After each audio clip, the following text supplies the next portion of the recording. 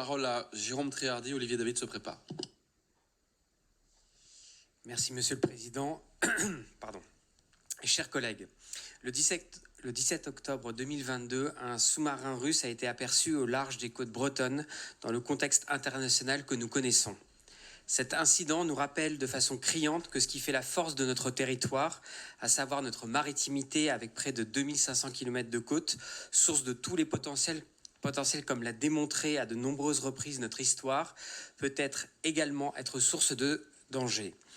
Le débat qui s'ouvre aujourd'hui, afin de proposer en 2023 une nouvelle politique maritime régionale, se doit de poser les transversalités inhérentes à ce dualisme. Car il est certain que la richesse et le rayonnement des nations dans les prochaines décennies viendra de leur maîtrise des océans.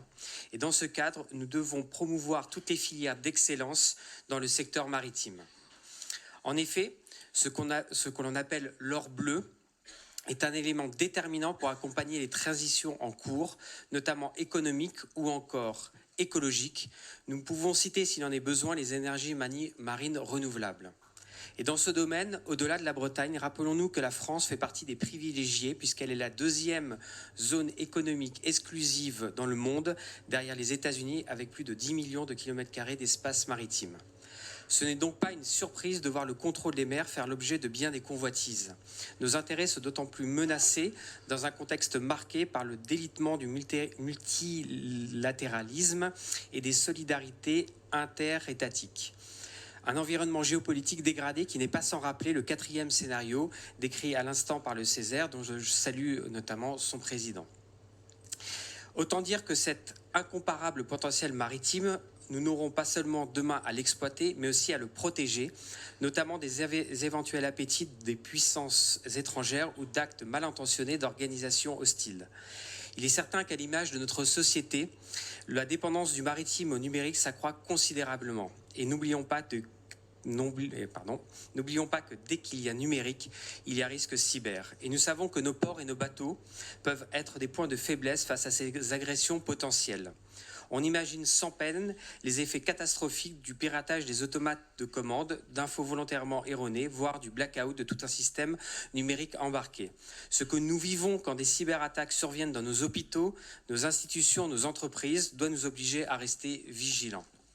La cybersécurité est devenue, pour l'ensemble des acteurs du monde maritime, un enjeu vital, nécessitant des innovations continues. Une approche globale qui doit permettre d'analyser et de gérer des cyberattaques émanant de sources multiples. Nous avons tout un secteur de structures de recherche, d'entreprises, à continuer à développer sur cette problématique absolument cruciale. Je dis continuer car nous pouvons compter en Bretagne sur la présence d'une part de ce pôle puissant qui est notamment Brest, avec notamment la présence de France Cyber Maritime qui porte le CCIRT, véritable cyber-SAMU thématisé sur le maritime et qui a pour vocation à accompagner tout le territoire national sur ce sujet. Mais également sur de nombreuses innovations. Je pourrais citer notre capacité de surveillance spatiale au travers de cette belle entreprise bretonne qu'est Unseen Labs. Par la position de la France et en son sein de la Bretagne, avec un regard résolument tourné vers la mer, forte de son statut unique, nous pouvons être le fer de lance pour transformer ce risque en opportunité afin de rayonner en Europe et dans le monde, et je suis certain que M. Sallier-Dupin y sera sensible.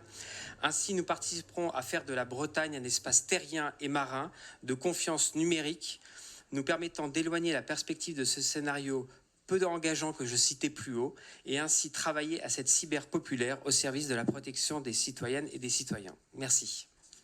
Merci à vous.